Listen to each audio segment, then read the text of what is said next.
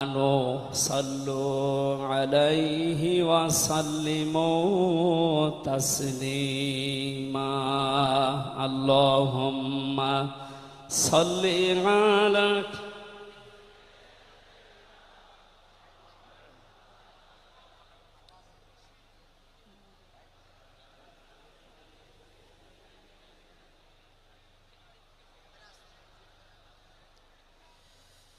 আলহামদুলিল্লাহ। জাতীয় সিরাত উদযাপন কমিটি ঐতিহাসিক সরোয়ার্দী উদ্যান ঢাকা বিশ্ব মানবতার মহান বন্ধু মুহাম্মদুর রাসূলুল্লাহ সাল্লাল্লাহু আলাইহি ওয়াসাল্লামের জীবন চরিত্র সম্পর্কে আলোচনার এই পবিত্র অনুষ্ঠানের সম্মানিত সভাপতি বিশিষ্ট আলেমে দ্বীন জনাব মাওলানা আবু তাহের জিহাদি দামাত বারকাতুহুমুল আলিয়া, মাহফিলের প্রধান অতিথি আন্দরকিল্লা শাহী জামে মসজিদের সম্মানিত খতিব আওলাদে রসুল আল্লামা আনোয়ার হোসাইন তাহের আল জাবের আল মাদানী মাদ্দাজিল্লুহুল আলিয়া, সম্মানিত অতিথিবৃন্দ, মঞ্চে বসা জাতীয় নেতৃবৃন্দ, সামনে বসা মুসলমান ভাইরা, পর্দার আড়ালের সম্মানিতা মা এবং বোনেরা, প্রশাসনের ভাইরা, প্রাণ প্রিয় ঢাকাবাসী, সবাইকে নিয়ে মহান রব্বুল ইজ্জাত আল জালালের দরবারে শুকরিয়া জানাচ্ছি, যিনি মহামানবের জীবন চরিত্র সম্পর্কে আলোচনার এই পবিত্র অনুষ্ঠানে আমাদেরকে হাজির হওয়ার তৌফিক দিলেন। জবান খুলে বলছি আলহামদুলিল্লাহ। কথা বলার প্রথমে আমি স্মরণ করছি 2024 সালের আগস্টের 5 তারিখ পর্যন্ত যারা মুক্তভাবে কথা বলার পরিবেশ তৈরি করে দেওয়ার জন্য নিজের জীবন পর্যন্ত দিয়ে গেলেন, শাহাদতের সর্বোচ্চ মাকাম আল্লাহ যেন তাদেরকে দান করেন। আমরা কিছু ভিডিও দেখতে পাচ্ছি, অনেকে বলছে তারা শহীদ হয়নি, তারা নিজেদের বুককে গলির সামনে, অস্ত্রের সামনে পেতে আত্মহত্যা করেছে। তারা কাদের কাছ থেকে কি পেয়ে কি খেয়ে কথা বলছেন আমি জানি না। কোরআনে কারিমে আল্লাহ তাআলা 1500 বছর আগে জানিয়েছেন। শহীদ এর শব্দটা আমাদের এই বাংলাদেশ, ভারত, পাকিস্তানে যেভাবে ব্যবহার হয়, এটা এত সস্তা বিষয় না, অনেক দামি বিষয়। শহীদদের ব্যাপারে কথা যেন মানুষ উল্টা পাল্টা না বলে, এজন্য মানুষের মুখের উপরে আল্লাহ নোটিশ জারি করে দিয়েছে। আল্লাহ পাক বলেন, ওয়ালা তাকুলু লিমান ইউকতালু ফি সাবিলিল্লাহি আমওয়াত বাল আহইয়াউন ইনদা বাল আহইয়াউ ওয়ালাকিন লা তাশউরুন। সূরা বাকারার 154 নম্বর আয়াতে আমি যতগুলো তাফসীর পড়েছি, সব মুফাসসির আয়াতের ব্যাপারে একই বক্তব্য দিয়েছেন। আল্লাহ পাক তামাম দুনিয়ার সব মানুষের মুখের উপরে নোটিশ দিয়েছেন, ওয়ালা তাকুলু, কেউ এ কথা বলবা না যে মানুষগুলো আমি আল্লাহর জন্য জীবন দিয়েছে, এরা মারা গেছে, কথা কখনো বলবা না। কারণ তারা জীবিত এবং তারা, তোমরা এই বিষয়টা বোঝো না, উপলব্ধি করতে পারো না। মুখের পরে মানুষ যেহেতু অন্তর দিয়ে ধারণা করতে পারে, এজন্য আল্লাহ হৃদয়ের উপরে, অন্তরের উপরেও নোটিশ দিয়েছেন, ওয়ালা তাহসাবান্নাল্লাযীনা কুতিলু ফি সাবিলিল্লাহি আমওয়াতা বাল আহইয়াউন ইনদা রাব্বিহিম ইরযাকুন।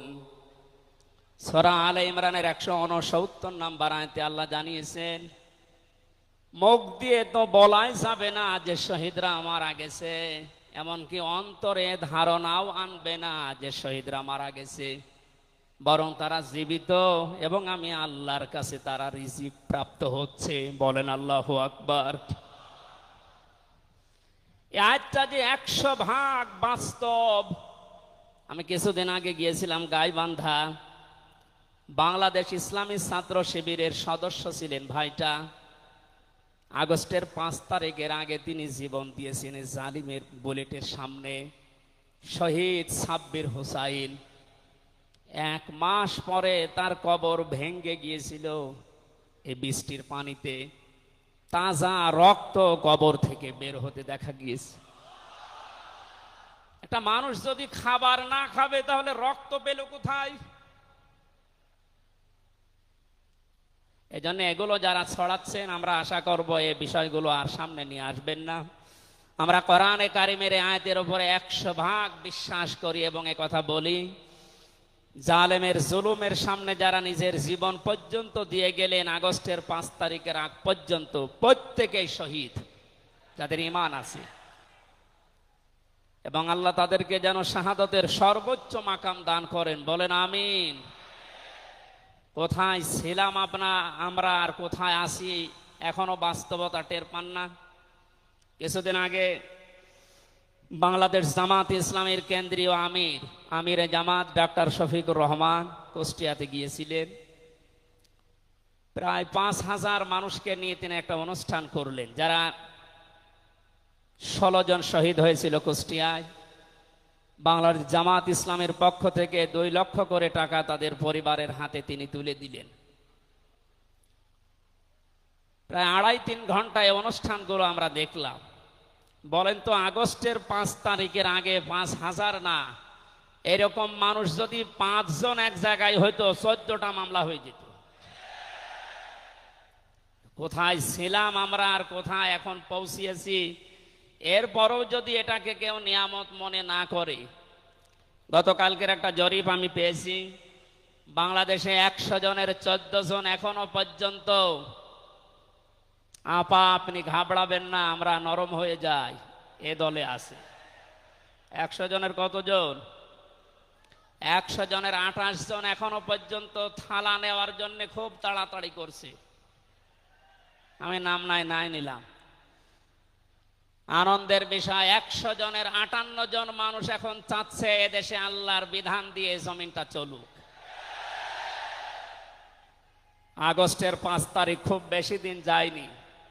এই কয়েকদিনের ব্যবধানে যদি এই অবস্থা সৃষ্টি হয়, এই জন্য আমার মনে হচ্ছে এদেশের অনেক মুনাফিকেরা বুঝে ফেলেছে বিষয়টা, এজন্য খুব তাড়াতাড়ি করছে যে থালা আমাদের হাতে দেন।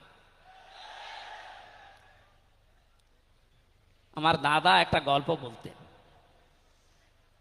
এক লোক বিবাহ করার পরে বাসর রাতে বউকে রেখে একটু বাইরে গেছে। দাদি শাশুড়ি এসে বলছে, আমার কিন্তু পতি চাই, তুমি কি করবা আমি জানি না। নতুন বউ ডাক দিয়ে বলছে, দাদি শাশুড়ি আমার একটু সময় দেন, আপনার পতি হবে, অসুবিধা নেই। শাশুড়ি এসে বলছে, বৌমা আমার কিন্তু নাতি চাই। ঠিক আছে, আমার সময় দেবেন তো। দেবর আর ননদ এসে বলছে, ভাবি আপনি কি করবেন আমরা জানি না, আমাদের কিন্তু ভাতিজা চাই। কিছুক্ষণ পরে স্বামী এসে বলছে, বউ তুমি কি করবা আমরা জানি না, আমার বেবি চাই। বউ মাথা উঁচু করে বলছে, তোমরা কি সব পাগলের বংশ? আমার এখনো কিছুই হয়নি, এরপরে 10 মাস 10 দিন সময় লাগবে, তারপরে কারো বেবি চাই, কারো ভাতিজা চাই, কারো নাতি চাই, সব হবে। আমারে তো সময় দেবেন নাকি? 15.5 বছরে যে জঞ্জাল তৈরি হয়ে আছে, 1-1.5 মাসে পরিষ্কার করা সম্ভব? আপনি কি মনে করেন? যারাই দায়িত্ব পেয়েছে ছাত্র জনতার হাত থেকে, দেশের মানুষের হাত থেকে, তাদেরকে তো একটু সময় দেবেন নাকি? কুষ্টিয়াতে বাংলাদেশ জামাত ইসলামের শ্রদ্ধাভাজন আমির উনি সাংবাদিকদের জানিয়েছেন, আমরা সম্মানজনক এবং যুক্তিপূর্ণ সময় তাদেরকে দিতে চাই, যেন দিনের ভোট আর রাতে না হয়। কথা বলেন না কেন? সুতরাং সম্মানজনক সময় নিয়ে তারা ঠিক ব্যবস্থা করবে। যারা খুব তাড়াতাড়ি করছেন, 10 মাস 10 দিন সময় দেবেন না। এমনিতেই বেবি অনেকে ফ্লাক্সি লোড করে নিয়ে আসবে বাড়ি থেকে। সুতরাং আমরা চাচ্ছি সংস্কার যখন আরম্ভ হয়েছে দেশে 1628টা চেয়ার আছে এই দেশের মেন চেয়ার, এই চেয়ার না, যিনি পালিয়েছে তার চেয়ার থেকে শুরু করে এদেশের ওসি সাহেবের চেয়ার পর্যন্ত আপনি গণনা করবেন 1628টা চেয়ার হয়। আমরা চাই খুব তাড়াতাড়ি যারা দায়িত্বে আছেন এই 1628টা চেয়ার যেন খুব তাড়াতাড়ি পরিবর্তন করা হয়, কারণ এগুলো সব ওই জালেমদের দোষ। এগুলো পাল্টিয়ে বৈষম্যের শিকার হয়ে 15.5 বছর যারা ওএসডি হয়েছিলেন, যারা নিজেদের চেয়ার পর্যন্ত পৌঁছাতে পারে নাই, আমরা চাই তাদেরকে এই সমস্ত জায়গাগুলোতে দেওয়া হোক। জালেমদেরকে আল্লাহ হেদায়েত দেয় না, তার বাস্তব প্রমাণ কালকের একটা কল রেকর্ড।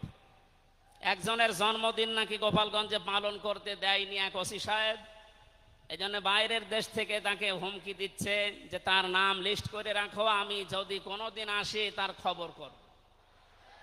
আমি কথাটা শোনার পরে মিলালাম, আল্লাহু লা ইয়াহদিল কওমাজ জালিমিন। আল্লাহ যে ইহদি দিয়েছেন মোজারে, বর্তমান ভবিষ্যৎ, প্রেজেন্ট ফিউচার, আল্লাহ তাআলা জানিয়েছেন যে আমি জালেমদেরকে হেদায়েত দিচ্ছি না, দেবও না। কালকের কল রেকর্ড শোনার পরে আমার মনে হচ্ছে ওনার কপালে হেদায়েত নেই এবং আল্লাহ দেবেও না। নয়তো এত কিছু হওয়ার পরেও এই লোকটা হুমকি দিতে পারে আপনার বিশ্বাস হয়? হেদায়েত চাই না, কারণ আমরা হেদায়েত চাইলেও আল্লাহ দেবেন না। জালেমদের হেদায়েত দেবেন না আল্লাহ নিজে জানিয়েছেন, কারণ জালেমদের বিরুদ্ধে মামলা দায়ের করবে আল্লাহ নিজে। এটা আমি বানালাম। সূরা শূরা 25 নম্বর পারা 6 নম্বর পৃষ্ঠার 13 নম্বর লাইনের 42 নম্বর আয়াতে আছে, ইন্নামাস সাবিলু আলাল্লাযিনা ইয়াযলিমুনান নাস ইলা আখির আয়া। আল্লাহ পাক বলেন, অবশ্যই আমি আল্লাহ নিজে মামলা দায়ের করব, কেস করব, অভিযোগ দাখিল করব তাদের বিরুদ্ধে যারা মানুষ হয়ে মানুষের বিরুদ্ধে জুলুম করে। আল্লাহ ইয়াজলিমুন আল মুসলিমুনা দেননি যে মুসলমানদের উপরে যারা জুলুম করে, ইয়াজলিমুন আন নাস দিয়েছেন যারা মানুষের উপরে জুলুম করে, অত্যাচার করে। এরা আমির হামজার মামলার আসামি না, এরা সরাসরি আল্লাহর মামলার আসামি। 1628 জন যারাই ছিলেন আপনারা কিন্তু বাংলাদেশের কারো মামলার আসামি না, সবাই এখন আল্লাহর মামলার আসামি। মামলার বাদী যত বড় হয় মামলা তত কঠিন হয় এবং জামিন পাওয়াও তত কঠিন হয়। আপনারা জানেন আমি 3টি বছর জেলে ছিলাম। আমার যে মামলা ছিল, আমার মনে হয় যদি সাজাও লাগিয়ে দিত সর্বোচ্চ 3 মাস। কিন্তু মামলার বাদী যেহেতু একেবারে আল্লাহর ওলি, এই জন্যে বহুবার মামলা সিএমএম কোর্ট, জজ কোর্ট, হাইকোর্টে ওঠার পরও বলে না, হবে না। এই কয়েকদিন আগে মামলা আমার সব খারিজ হয়ে গেছে। আমি মনে করলাম মাননীয় আদালতকে প্রশ্ন করি যে আমার এই মামলা তো আপনার কাছে 3 বছর ছিল, এতদিন তো কিছুই করেননি, হঠাৎ এখন বলছেন কোনো দোষ নেই, সব বেকসুর খালাস করে দিলাম। মামলাটা হাতে নিয়ে উনি বলছে এর ভেতরে তো কোনো মাল ম্যাটারেস নেই, কি দিয়ে বিচার করব, সব বাদ দিয়ে দিলাম। তো এতদিন এই কথা বললে তো আমার 3 বছর জেলে থাকা লাগে না। উনি এইটাই বলতো যে হুজুর আমার হাত বাঁধা ছিল। কি বাধা ছিল?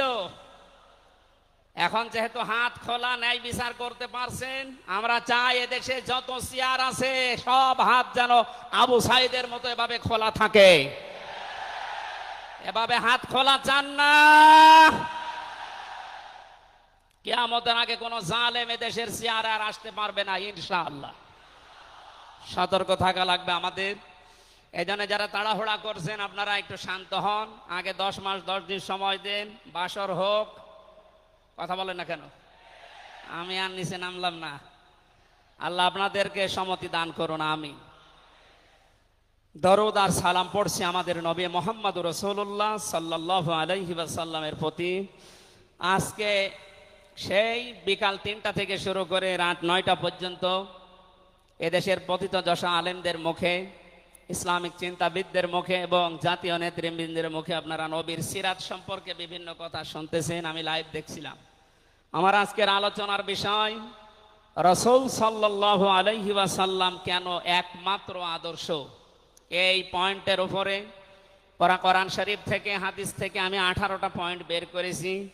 খুব সংক্ষেপে এর উপরে আপনাদের সামনে কথা উপস্থাপন করার চেষ্টা চালাবো ইনশাআল্লাহ। ওমা তাওফীকি ইল্লা বিল্লাহ।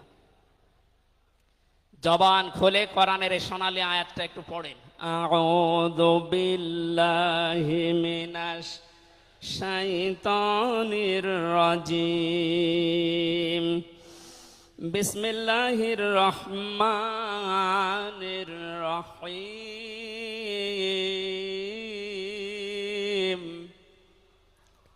লাকাদ কানা লাকুম ফি রাসূলিল্লাহি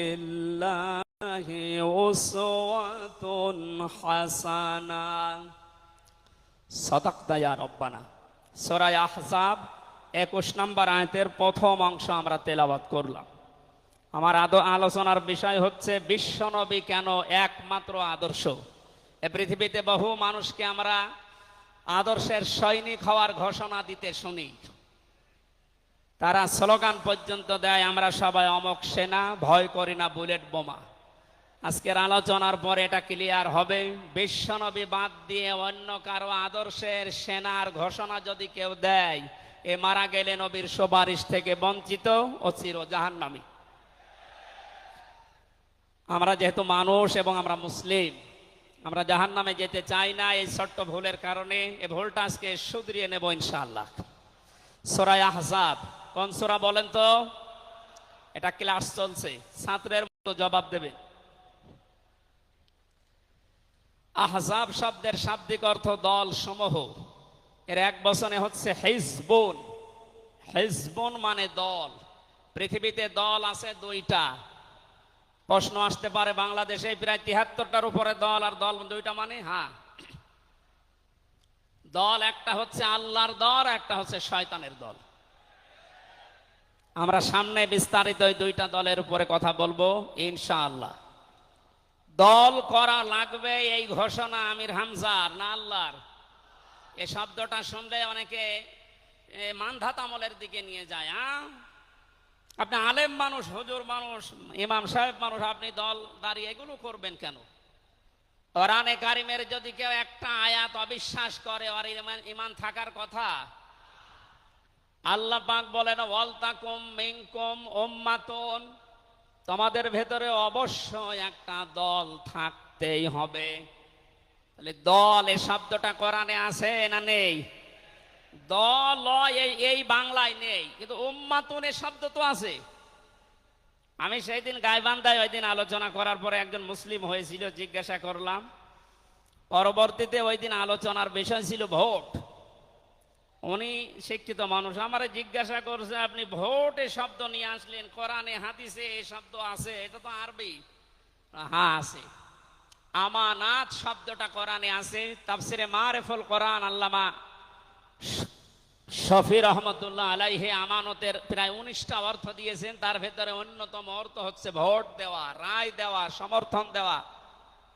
সুতরাং কেউ যদি ভোট এটাকে দুনিয়ার কোন বিষয় মনে করে এড়িয়ে যায়, সে কিন্তু মরণের পরে ধরা খাবে। কথা বলেন? আমরা আখেরাতে আদালতে ধরা খেতে চাই, আমরা বাঁচতে চাই। সুতরাং দল মাস্ট বি, করাই লাগবে। যে দলের কর্মসূচি দুইটা, তারা ভালো কাজে আদেশ করবে, অন্যায় কাজে বাধা দেবে। আল্লাহর ভাষা এরাই হচ্ছে সফল কাম দল।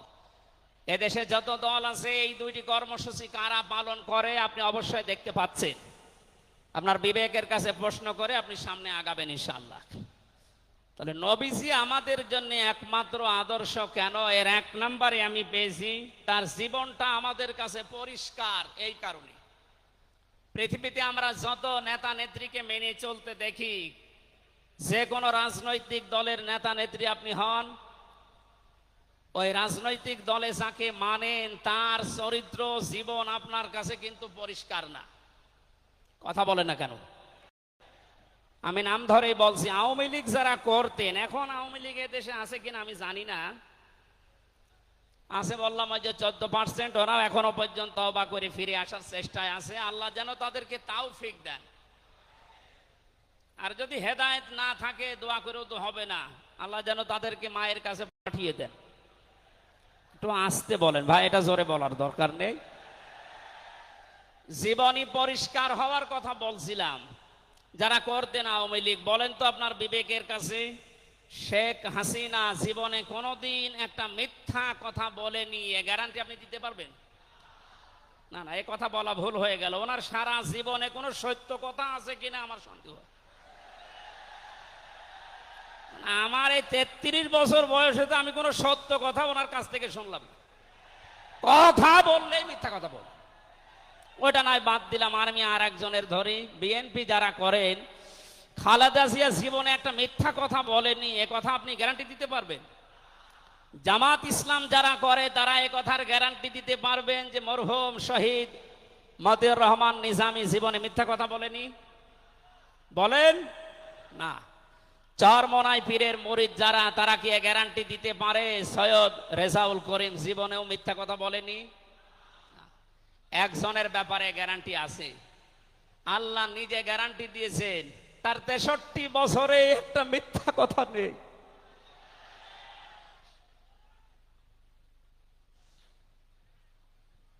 এই জন্য বিশ্বনবী আমাদের একমাত্র আদর্শ হওয়ার কারণ এই যে জীবনে 63 বছরে একটাও মিথ্যা কথা বলেননি। জোরে বলেন আল্লাহু আকবার। এটা যে কত বড় বিষয় আপনি চিন্তা করলে আপনি চিন্তার রেখা শেষ করতে পারবেন না। আমাদের দিনের ভেতরে 24 ঘন্টায় কত মিথ্যা আসে, আর তারপর 63 বছরের জীবনে একটা মিথ্যা কথা তিনি বলেননি। 2 নম্বরে পেয়েছি আমি, তিনি উন্নত চরিত্রের অধিকারী ছিলেন। এমন চরিত্র আল্লাহ তাকে দিয়েছিলেন।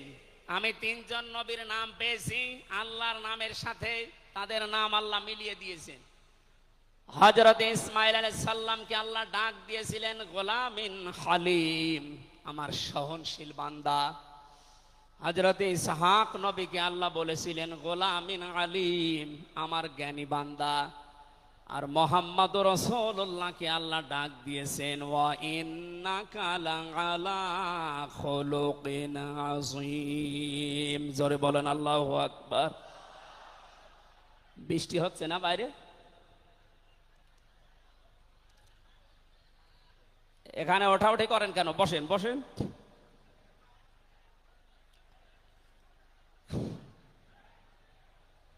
এই কোরআনের আলোচনার ভেতরে কথা বললে কিন্তু গুনাহ হবে ভাই, কথা বলা যাবে না। কষ্ট হলে ওইভাবে থাকেন, কথা বলবেন না।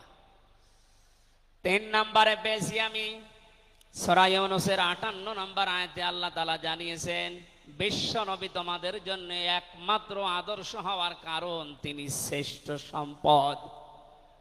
قل بفضل الله وبرحمته فبذلك فليفرحوا هو خير مما يجمعون। নবী আপনি বলুন, তামাম দুনিয়ার মানুষেরা যা গেইন করে, যা অ্যাচিভ করে, যা অর্জন করে, যা কিছু পেয়ে আনন্দে আছে, আমি আল্লাহর কাছে এই পৃথিবীর শ্রেষ্ঠ সম্পদ হচ্ছে আপনি। জোরে বলেন আল্লাহু আকবার। সুতরাং আপনার আদর্শ পেয়েছে যারা, সে মানুষগুলো যেন আনন্দে থাকে, তারা যেন খুশি হয়। এই জন্য আগস্টের 5 তারিখের আগ পর্যন্ত এদেশের 100 জনের মাত্র 15 জন মানুষ বিশ্ব নবীকে একমাত্র আদর্শ মানতেন। তারা খুশি ছিলেন, রাজি ছিলেন। মাত্র 1 মাস কয়েক দিনের ব্যবধানে এই যে 100 জনের এখন 58 জন মানুষ বিশ্ব নবী ছাড়া আর কাউকে বুঝতে চাচ্ছে না। সময়টা যেতে দেন, দেশের 100 জনের 100 জন মানুষ চাইবে বিশ্ব নবী ছাড়া কারো আদর্শ মানি না। ওকে সংক্ষেপ করছে আমাদের প্রধান অতিথি এসে পড়েছেন। এই জন্যে 4 নম্বরে পেয়েছি এই পৃথিবীর ময়দানে বিশ্ব নবী মুহাম্মদুর রাসূলুল্লাহ হচ্ছেন আল্লাহর পক্ষ থেকে আমাদের জন্য, বিশেষ করে মুমিনদের জন্য সবচাইতে বড় অনুগ্রহ। সূরা আলে ইমরানের 164 নম্বর আয়াতে আল্লাহ ঘোষণা দিচ্ছেন, লাকাদ মান্নাল্লাহু আলাল মুমিনিনা ইয লাকাদ মান্নাল্লাহু আলাল মুমিনিনা ইয বাআসা ফীহিম রাসূলা ইলা আখির আয়াত। অবশ্যই মুমিনদের জন্য এই পৃথিবীর ময়দানে বিশ্বনবী মুহাম্মদুর রাসূলুল্লাহ আল্লাহর পক্ষ থেকে একটা অনুগ্রহ। আমরা এক একটা আয়াতের ভেতরে বিভিন্ন তাফসীর অনুযায়ী যত কথা আল্লাহ জানিয়েছেন নবীর সম্পর্কে, প্রচন্ড গরম, আপনাদের কষ্ট হবে যেন আমি খুব সামারাইজ করছি। 6 নম্বরে পৃথিবীর ময়দানে বিশ্বনবী একমাত্র আদর্শ হওয়ার পেছনে কারণ এই, তিনি গোটা জাহানের জন্য ছিলেন একমাত্র রহমত। সূরা আম্বিয়ার 107 নম্বর আয়াতে আল্লাহ এই ঘোষণা দিয়েছেন, অমা